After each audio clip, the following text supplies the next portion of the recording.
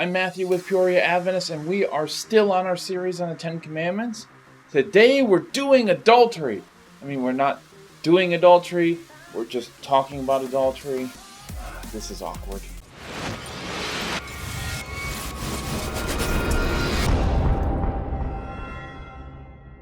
Whenever the preacher's doing a sermon on adultery in church, the members get inspired. They get inspired to take out their phones and check on the scores of cricket teams in Pakistan. Go Multan Tigers! We all get it. Don't cheat on your boyfriend, don't cheat on your wife. But in this video, I want to go deeper than that. I want to tell you the story of this African dude named Augustine who lived a long time ago during the Roman Empire. Are you not entertained? But his story is remarkably modern. You see, his mom was a Christian and his dad wasn't. And she was one of those moms who turned praying for her lost son into a religion. Augustine turned 17. He left home for college in the big city where he met a girl. They hooked up, moved in together, and had a kid.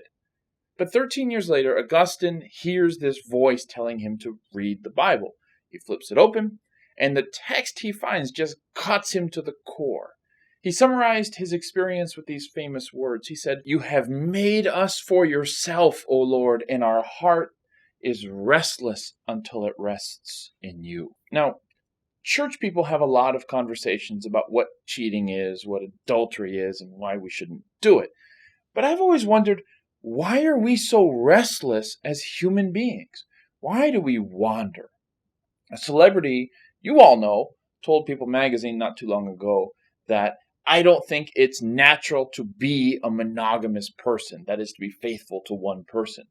And then a therapist gave the evolutionary explanation for why we are wired to wander, why we aren't content with one person. But I don't think that explanation tells the whole story. You see, adultery is first found in this commandment, in the seventh commandment. Now, from Exodus to Isaiah, this word is always used to describe someone being unfaithful in their marriage.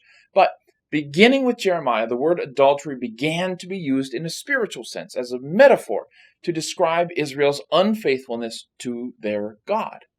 So here we have this connection being made between the difficulty we have staying true to another human being and the difficulty we have staying true to our God. So at its heart, it seems our restlessness isn't biological, it's spiritual. Or do you think it's strange that as the people in the Bible learned to leave multiple gods behind and worship the one God, that men were also learning to leave multiple wives behind and stay faithful to one wife? There was this other guy in the Bible, David.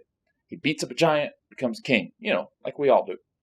But then he meets a girl named Bathsheba, and he invites her over to 3ABN and chill. She becomes pregnant somehow, and he, that is David, has her husband killed because problem solved.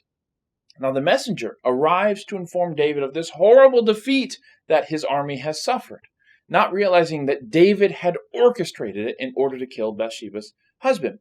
David tells the messenger, "Don't let this thing upset you. It happens. It's war." End of chapter. This is what it says. What David had done upset the Lord. Now, God tells David, "You have despised me, so now the sword will never depart from your own house." It's curious that God doesn't say, "You have despised Uriah," Bathsheba's husband. God seems to take personal offense at what David has done. It's as if God is saying, just as you have been unfaithful to her husband, you have been unfaithful to me. God acts the part of a jilted lover in this story. He says things like, "I chose you to be king. I rescued you from the hand of Saul. I gave you your master's house. I also gave you the house of Israel and Judah.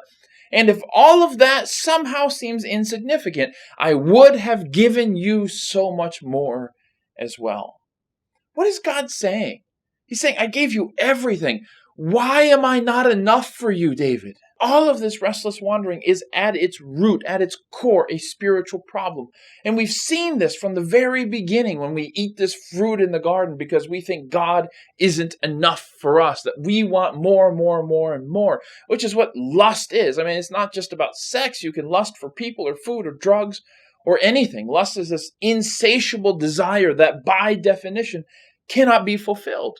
But the good news in Jesus Christ is exemplified in the Gospel of Hosea, where it says, "The Lord said to me, go show love to your wife again, even though she loves another man and continually commits adultery." What a curious picture. I mean, God almost portrays himself as the fool, as the doormat, even though his wife, you and I in this situation, his people, even though his wife continually cheats on him, he wants us back. He always wants us back.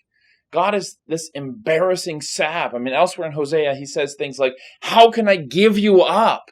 How can I surrender you? Or later on, I will heal their waywardness and love them freely, for my anger will turn away from them. People will reside again in his shade. They will plant and harvest grain in abundance. You just want to take this sappy God aside and say, God, listen, it's been 15 years. Those people are not coming back, man. You need to move on. The future that you are imagining with this group of people is never going to happen. And yet there God stands in Hosea, prodigal father, at the end of the driveway waiting. So may the old hymn be our confession and our response. Prone to wander, Lord, I feel it. Prone to leave the God I love. Here's my heart. Take and seal it. Keep it for thy courts above. May we find rest for our endless, aimless wandering in God. And in him may it be said that the best is truly to come. Thanks so much for watching our video. Hope that you will hit the subscribe button up here so you can be notified every time we release a new video, which right now is every single Wednesday. Remember, every time you hit the subscribe button, an angel gets her wings. So, help the angels out a little bit. See you next time.